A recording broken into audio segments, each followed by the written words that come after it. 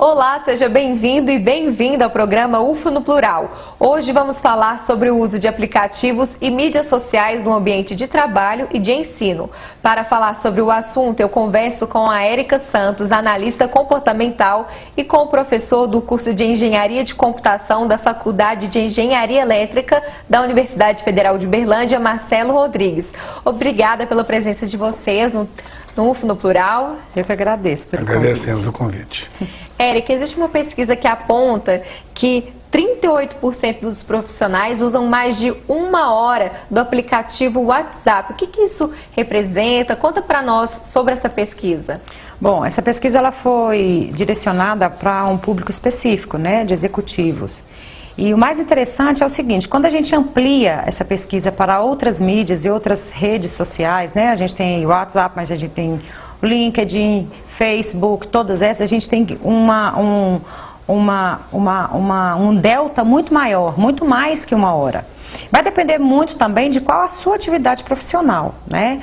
Hoje o WhatsApp, por ser um serviço comprovadamente seguro de troca de mensagens e informações, né? A gente vê tantas e tantas vezes aí a polícia querendo bloquear o WhatsApp porque não abre as informações da plataforma de rede. Então isso traz para o usuário uma segurança de que ele realmente pode estar utilizando essa rede. Então as empresas hoje, cada vez mais, elas utilizam do serviço para estar presente no dia a dia dos seus representantes, dos seus executivos, para ver o que está acontecendo, porque a gente tem como trazer a informação just in time, né? A gente tem como trazer a informação na hora que ela ocorre. E isso é muito proveitoso.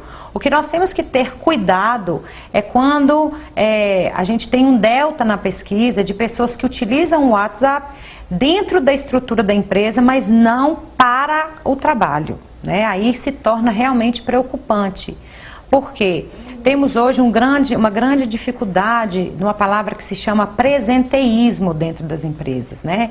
O que é o presenteísmo? O presenteísmo é a capacidade de eu estar presente aqui agora e fazendo aquilo que eu me propus a fazer. A partir do momento que eu estou no meu ambiente executivo, no meu ambiente de trabalho, pode ser ele qualquer que seja, e eu estou no WhatsApp conversando com alguém com assuntos relativos que não são do meu ambiente de trabalho, eu não estou presente. Eu estou presente fisicamente, mas intelectualmente, emocionalmente, eu não estou fazendo aquilo que eu me propus. E isso acaba gerando um desconforto entre a empresa e o funcionário. Por quê? Para a empresa proibir ou não permitir, né, o WhatsApp ou o uso da tecnologia, ela vai ter que fazer um bloqueio, e esse bloqueio acaba bloqueando todas as possibilidades do funcionário. Então acaba que, a gente estava dizendo agora há pouco, que o funcionário ele aproveita de uma liberdade que a empresa entrega a ele e acaba fazendo dessa liberdade uma libertinagem, porque ele faz uso indevido disso, né? São faca de 2 gumes. Nós temos aí no nosso dia a dia pessoas, hoje a Organização Mundial de Saúde, ela já traz uma doença que é a nomofobia, que é a falta de não estar com o celular, né? É uma fobia mesmo. Então isso acaba trazendo outras dificuldades e outras causas para o ser humano, que a gente tem que ficar atento a isso. Érica, nesse sentido, pode afetar a segurança de informações sigilosas, então? Sem dúvida, mesmo porque se você está dentro de uma empresa e você está trabalhando, ou até mesmo invade a privacidade do outro, né? Quanto nós estamos vendo aí, infelizmente, de pessoas que se relacionam através das redes sociais, né? Aqui mesmo em Uberlândia, a gente tem aí os 2 últimos finais de semana, a gente teve casos de homicídios, né? Exatamente por isso, você não sabe quem está do outro lado, né? Ali a tecnologia, ela aproxima as pessoas, mas ela aproxima de uma forma muito fria, né? Eu posso ser qualquer coisa se eu estou desse lado de cá. Então isso é um dificultador. Professor Marcelo, e no caso, esse uso desenfreado de aplicativos, cabe às empresas utilizar alguma ferramenta para monitorar? Como que isso seria possível? Olha, é engraçado, né? Vou fazer uma consideração. Na Noruega, por exemplo, na Noruega, as pessoas trabalham menos tempo que a gente aqui. Né? E qual que é a diferença lá e aqui? Quando a pessoa começa a trabalhar lá 9 horas, ela começa a trabalhar 9 horas. Ela não fica no café conversando, ela não fica enrolando, ela vai trabalhar. Se você vai, por acaso, conversar com ela, eu estive na Alemanha também, eles não gostam de mais de 5 minutos, se atrapalha, eles te cortam. Eles não gostam de prorrogar um assunto que não é do trabalho, né? Então, eles trabalham menos e rendem mais do que a gente. Nós temos uma cultura de não serviço dentro dos diversos setores, né? Acontece no café, acontece no dia a dia, é uma piada, é uma coisa do brasileiro, vamos falar assim, é cultural, né? E isso se transfere também para o aplicativo. Não é que o aplicativo piora, ele é mais uma ferramenta de você se distrair, vamos falar assim, né? E eu vejo uma grande dificuldade das empresas de barrarem, né, por exemplo, o uso de aplicativos como, por exemplo, o WhatsApp, né, porque hoje é muito comum você ver nas lojas, nas empresas, um baita cartaz com o número do WhatsApp. Isso significa o quê? Que o WhatsApp se transformou num mecanismo de comunicação da empresa. Então, e também é complicado, porque às vezes o funcionário usa o próprio celular, o próprio número dele, como um número relativo à empresa, e ele termina o expediente às 6 horas da tarde e continua trabalhando. Porque continua gente mandando coisas para ele, continua respondendo. Então tem essa questão até de... se a empresa permite isso, será que a pessoa não está trabalhando além do horário? Será que ele tem direito a questões trabalhistas? Então, o que eu vejo é que nós estamos num processo de transformação no que se diz respeito à aquisição dessas tecnologias nos nossos trabalhos, tanto dentro da universidade, dentro das escolas, como em qualquer outra empresa, e que existe uma dificuldade nós profissionais formados, e as pessoas mesmo que tomam decisões, elas não têm gabarito para entender realmente o que está acontecendo. Então as decisões são difíceis de ser tomadas e acredito que o quadro vai mudar muito. Nós estamos numa revolução da maneira de trabalhar, né, na maneira de se relacionar e de adquirir conhecimentos, né? E é uma coisa boa, eu fico feliz de estar, já estou na área tem muitos anos, né? Comecei nos primeiros computadores aqui, né? Aqui mesmo na universidade, e a gente vê com muita alegria que a gente vê essa proliferação de tecnologia e essas mudanças. Agora, sinceramente, eu acho que nós temos que nos debruçar sobre isso para encontrar soluções de cada caso e ter uma performance melhor, né, tanto para os usuários como para os empresários e etc.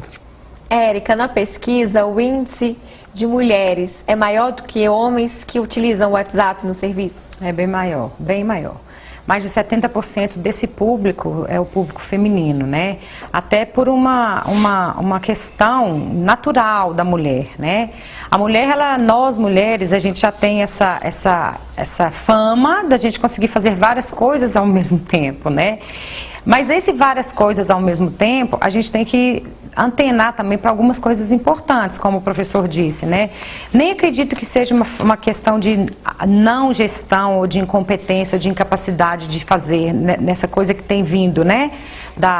Das novas tecnologias e de tudo isso.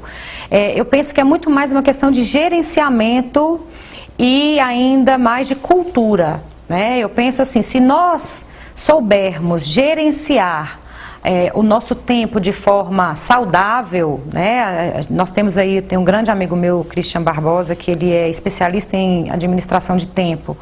E ele tem várias referências bibliográficas e tem uma delas que ele chama de tríade do tempo, que ele divide o tempo em tríade, né? Na tríade do que é importante, do que é urgente e do que é circunstancial.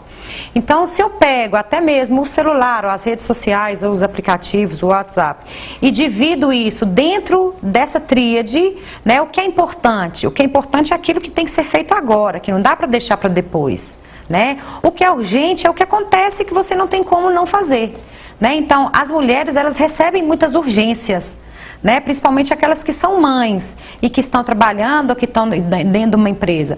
Tudo que é urgente, manda lá que faz. E não só a mulher, mas depende também do cargo que você ocupa, né? O que é urgente, tem que ser feito agora, não tem tempo. E aquilo que é circunstancial. Circunstancial é aquilo que você faz, que não tem nenhuma necessidade, que não vai te trazer nada a longo prazo, nem curto prazo, nem médio prazo, a não ser perda de tempo. Né? O importante, quando ele é negligenciado, geralmente ele se torna urgente. E o urgente, ele negligenciado, ele deixa de ser importante, ele passa a ser circunstancial. Então, por exemplo, o cafezinho. O cafezinho no meu dia, ele é importante em qual momento? No momento que eu acordo, se eu preciso de cafeína para levantar, para ir trabalhar, ok. A partir daí, eu tenho que ver o que é importante. O uso do WhatsApp. Muitas empresas hoje que nós fazemos gerenciamento de tempo e de equipes, nós trabalhamos o seguinte, existem os momentos, né? Para um certo, a gente divide essas empresas e existe um momento de responder o WhatsApp. Existe um momento de responder e-mails, inclusive, porque enquanto nós estamos aqui, a dinâmica do mundo está acontecendo. Né? Nós estamos aqui no programa, você vai olhar sua caixa de e-mail, tem 300 e-mails, o professor vai olhar, tem muito mais do que isso, né? Ainda mais ele que gerencia, ainda tem a questão de alunos, a questão da universidade. Então ele tem que se dividir em várias pessoas para que ele possa entregar isso no tempo certo. Professor Marcelo, falando em tempo, o senhor acha que o tempo, a correria que vivemos atualmente e também esses aplicativos, mídias sociais, interferem na nossa produtividade? Olha, com certeza. Para complementar, existe um estudioso, um italiano, ele fez um estudo e criou um método chamado Pomodoro. Né? O Pomodoro, em italiano, Pomodoro é tomate. Né? Você tem um tomate que é um relógio, que você programa, normalmente eu acho que são 25 minutos, o tempo que ele estudou e chegou em melhor resultado, 25 minutos, você faz uma atividade só, ou um rol de atividades pré-definido, e nesses 25 minutos você não escuta telefone, não faz mais nada, você só faz aquilo. E depois você tem 5 minutos para você fazer outras coisas, inclusive ir no banheiro, essas coisas, né? Tomar café. E aí você volta, aí você faz um pomodoro. Aí depois que você fizer 4 pomodoros, você ganha meia hora de descanso. E no final de um dia você deve chegar a fazer 8 pomodoros, já é uma coisa incrível. E se você, é difícil de fazer, porque tem pessoas que não se adequam a esse tipo de controle, mas o rendimento é altíssimo. Então, para estudar, fazer concurso, se preparar, mesmo no dia a dia, esse negócio é incrível como funciona. E se o pessoal quiser olhar, basta escrever Pomodoro, método, que você vai encontrar muitas referências na internet, e inclusive aplicativos de Pomodoro. Eu tenho ali no meu celular, eu tenho um Pomodoro lá, e tem um monte de Pomodoros gratuitos que você coloca. E existe um outro método, chama GTD, que também é famoso, Getting Things Done, né? Façam as coisas acontecer, basicamente isso, que é uma metodologia também de gestão de tempo, onde a pessoa, primeiramente, ela faz um ranqueamento de tudo que ela tem que fazer durante um mês, um ano, semanas, ela faz isso. E começa o dia, é engraçado, né? Você ranqueia aquilo que você pode fazer em até 2 minutos. Tudo que você pode fazer em até 2 minutos, você faz. Então você começa o dia. Tem que ligar para o sujeito para isso. Liga. Tem que não sei o que, faz. Tudo que for rápido, você começa o dia matando aquilo. E aí tem a maneira de você organizar seu tempo. Você pode até ligar o GTD com o Pomodoro, né? E é um problema que a gente tem de gestão de tempo.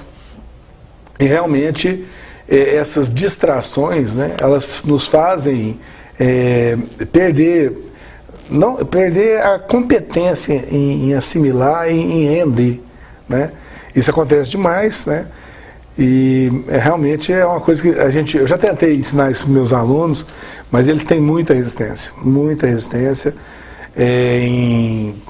Eles sabem que funciona, a gente faz teste, verifica que melhoram as notas, melhoram melhor aprendizado, e mesmo assim a cultura, eu acho que talvez fosse ideal começar isso com crianças e ensinando essas coisas para que o adulto, porque é complicado, é complexo de ensinar.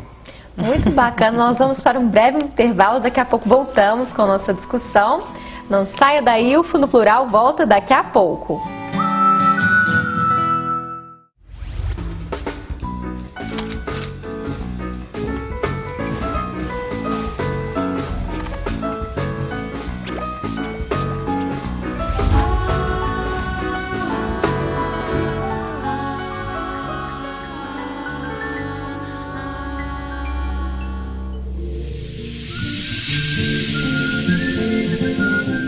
Há mais de 2 décadas, a TV universitária, comprometida com a informação, cresce ao lado do público.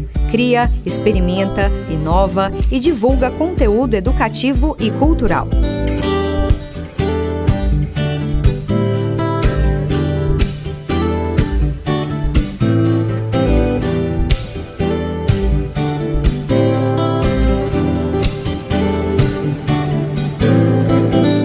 É nessa mesma sintonia que a Universitária FM caminha. Com uma programação diferenciada, a emissora produz e veicula programas de diversos gêneros. Programação educativa e de qualidade. Rádio e TV Universitária de Uberlândia.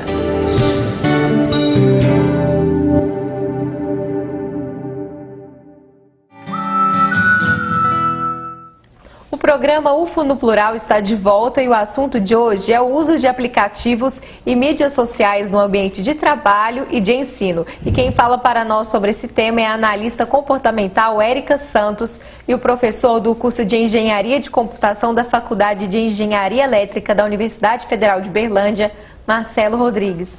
Érica, no último bloco nós comentamos sobre a pesquisa que mostra que o público feminino é o mais adepto aos aplicativos, por exemplo, o WhatsApp. No caso, traz só prejuízos ou pode trazer também benefícios olhando o lado da empresa, que pode utilizar essa parte de informações? O que você acha? Bom, na minha concepção, traz muito mais benefícios, né, se utilizado da forma correta, do que prejuízos. Porque uma vez que eu tenho um aplicativo, que ele é gratuito, que ele é acessível a todos, e principalmente com os recursos hoje que o WhatsApp tem, de fotos, de gravação, né, dessa coisa toda, faz com que fique muito mais fácil nós trabalharmos no momento certo, né? No momento que a coisa acontece. Eu fico pensando, por exemplo, para vocês que são jornalistas, né? Para quem está na rua, o quanto essa ferramenta é positiva, porque está acontecendo uma coisa, você para, você chama a pessoa na hora que está acontecendo você consegue gravar e consegue mandar e consegue editar. Então isso é muito importante. A dificuldade é exatamente quando não se utiliza como se deve, né? Mas eu penso que não só para nós mulheres, mas para a gestão familiar, né? Onde está o filho, o que está fazendo ou alguma coisa. Hoje a gente tem certeza do que as pessoas estão bem, porque eu consigo falar com ela, né? Então, assim, é muito mais fácil e diminuiu muito existia um gap, né? Eu penso que antes até do WhatsApp, apesar de estar aumentando muito a distância entre as famílias, ao mesmo tempo o WhatsApp ele pode também trazer de volta, né? Por quê? Porque você pode fazer grupos de discussões no WhatsApp, coisa que antes você não podia fazer com outros aplicativos, né? Hoje eu faço parte de grupo de família, das mulheres empreendedoras. Podemos fazer um grupo aqui sobre essa discussão e isso é muito rico. Principalmente eu penso o professor, por exemplo, dentro da sala de aula, né? Eu tenho uma paciente que ela utiliza o WhatsApp nas aulas de inglês, né? Como forma do aluno ler, gravar o que ele está lendo e mandar para ela, para que ela possa analisar a fluência verbal. Falando nessa questão, então, dos aplicativos, mídias sociais em sala de aula, professor, o senhor acha que trouxe contribuições? Como avalia? Olha, a tecnologia, ela veio para alterar o padrão, né, de ensino e possibilitar a melhoria, né? Apesar de o quadro atual não é a nossa realidade, né? Se você olhar nas escolas públicas, por exemplo, Os professores não estão preparados para a tecnologia. Às vezes os alunos estão melhor preparados que os professores, né? É engraçado falar assim. Outra coisa é a questão dos equipamentos, a conexão da internet. O Brasil tem uma péssima conexão de internet, né? Eu acho que dá uma vergonha a conexão nossa de internet, se você comparar com a Europa, os Estados Unidos, né? E isso é um entrave, né? Para a gente realmente utilizar, né, essas tecnologias, né, tanto na educação quanto nas empresas. Mas o quadro é um quadro de melhoria. Dentro da universidade e dentro também das escolas, você pode realmente utilizar essa conexão entre pessoas em prol da aprendizagem, né? E eu acho que, eu entendo que nós, como professores, como pessoas responsáveis, né, pelo processo, nós temos que realmente nos sentarmos, né, e começar a discutirmos como a gente poderia melhorar, né, a questão da aprendizagem. Nós temos hoje, né, os cursos massivos, né, os chamados MOOCs, ou MOOCs, MOOCs, a gente fala MOOCs. Esses cursos massivos estão no mundo inteiro. Você tem o YouTube mudou a maneira de você aprender. Então você pode aprender uma língua, você pode aprender russo hoje no YouTube, sem ter professor. Aprender inglês é muito fácil no YouTube, você aprende sem ter professor, de forma gratuita, né? E não só isso, como também existem cursos ensinando muito, né? Uma formação atual, né, de quase todas as áreas. Isso está acontecendo na internet. E juntamente com essa comunicação maior, né, então nós estamos indo para um novo patamar. E esse novo patamar nós vamos colocar a universidade em xeque, os modelos de educação em xeque, as escolas, como elas estão, o modelo está em xeque. E eu acredito que daqui 10 anos, né, nós não vamos ter mais nós já vamos ter uma revolução na escola, né? Tanto na escola superior quanto na escola básica e fundamental, né? No ensino médio, que vai alterar e fundamentalmente com a questão comportamental dos novos estudantes, né? Porque a gente vê, por exemplo, eu já estou na universidade tem 30 anos, então tem 30 anos que eu sou docente, mudou. Os meus alunos lá de 80 e na década de 80 não são os mesmos de hoje. Não tem. Antes você podia desafiar um aluno e o aluno achava que era interessante. Hoje, quando você desafia um aluno, é muito engraçado. Ele olha no Google, vê se aquilo lá é um assunto interessante, se está resolvido, ele copia e te entrega. Ou ele aproveita o que está lá. Se não for, ele acha que aquilo lá não é interessante, que ele nem faz.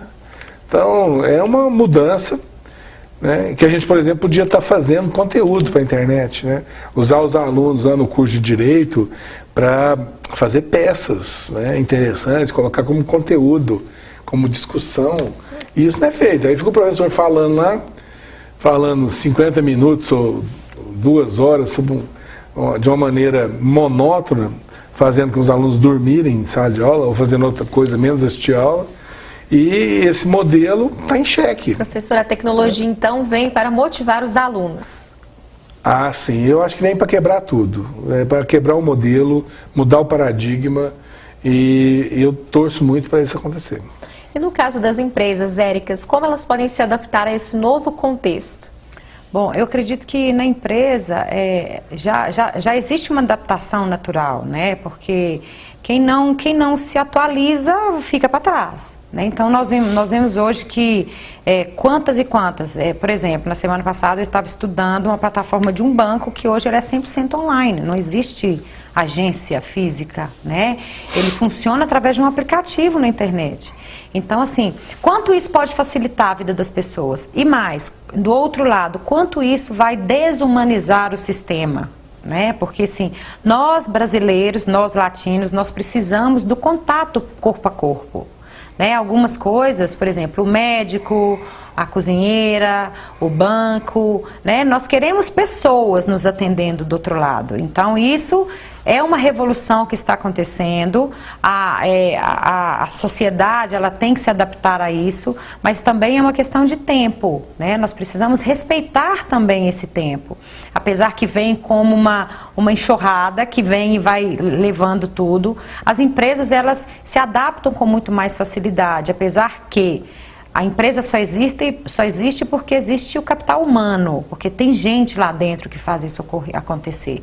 Então, nós temos perfis de empresas que são diferentes. Existem empresas de tecnologia hoje que funcionam tecnologia, e é tecnologia. Se você não se enquadra naquilo, você não pode fazer parte do quadro da empresa. Outras empresas, que são empresas mais familiares, são empresas que ainda valorizam muito o tete-a-tete, a questão pessoal, né? E nessa, sim, é mais fácil a gente trazer uma cultura do não uso do celular, do não uso das redes sociais, mas outras ainda estão entrando na onda, né? E hoje tá tudo muito fácil, muito acessível. A empresa não pode simplesmente chegar e falar, o celular não pode ser usado aqui dentro. Né? Então, assim, uma coisa que o professor falou que é interessante também é a questão da relação trabalhista com a tecnologia. Né? Se eu uso o meu telefone, o meu smartphone, para vender ou para atender meu cliente, e se eu tenho clientes que me chamam ou me buscam altas horas da noite ou fora do meu expediente, aquilo sim é uma relação trabalhista. Né? Então, a empresa também ela tem que estar atenta a isso, até quando o que eu entrego para o meu funcionário é um benefício ou até quando isso amanhã pode vir a mostrar, né, e a entregar uma coisa que realmente não é benéfica para a empresa ou para a corporação num todo. Agora, nesse balanço, e como a gente não tem como sair disso, né, eu costumo dizer para as pessoas que a gente tem que fazer o melhor com o que a gente tem. Isso é a máxima da gente despertar o que a gente tem infinito de potencial, né? Então, para que eu possa despertar o que eu tenho de melhor com aquilo que eu tenho, eu pessoalmente mesmo começar a me policiar, né? Como o professor disse, é uma questão cultural que vem de dentro de casa, né? Essa questão da criança, do uso correto, mas como que eu quero que meu filho use corretamente um aplicativo, se ao mesmo tempo, para que eu tenha tempo para outras coisas, eu coloco um aplicativo para ele ficar ali igual um robozinho enquanto eu coloco comida na boca dele, né? Eu já estou acostumando a que ele possa deixar de estar presente fisicamente e estar com um aplicativo para eu poder alimentar meu bebê, meu filho. E isso acontece muito. Outras coisas, quantas vezes a gente está no restaurante, tem um casal e os dois estão lá no WhatsApp o tempo inteiro. Ontem eu estava falando sobre isso, né? A gente que analisa comportamento, a gente fica olhando essas coisas. Um casal, 40 minutos na mesa, eles não deram uma palavra. Porque estavam um no WhatsApp, um no telefone, outro no outro. Se estava no WhatsApp ou não sei. Mas assim, eles estão presentes, mas o presenteísmo não está ali. Professor, no caso da educação, essas novas tecnologias, elas vêm como aliadas, mas também pode contribuir para a dispersão dos alunos, eles perderem a atenção? Por exemplo, muitos envolvem com jogos, né? Teve o famoso Pokémon Go, os alunos aqui da UF se envolveram bastante. No caso, além de vir como aliado, né, as tecnologias também podem, talvez, dispersar os alunos? Como que o senhor avalia essa questão? Olha, isso é a realidade, né?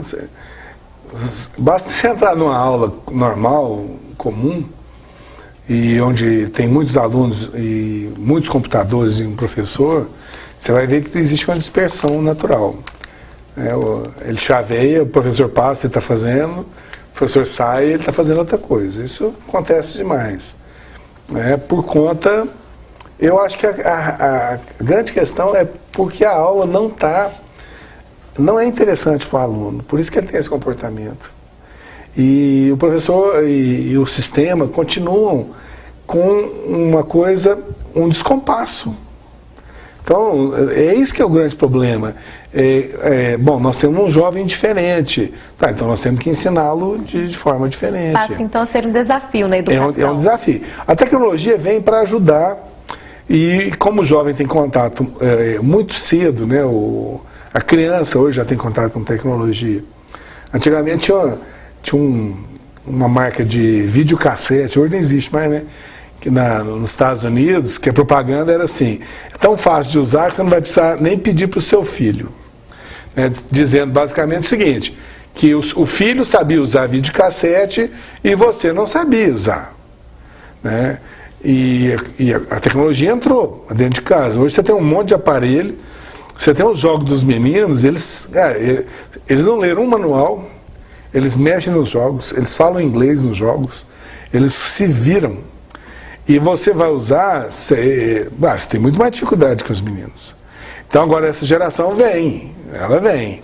Então ela chega aqui, ela leva susto, ela fala, que coisa horrorosa, que coisa horrível, né, que eu estou tendo. Será que é assim?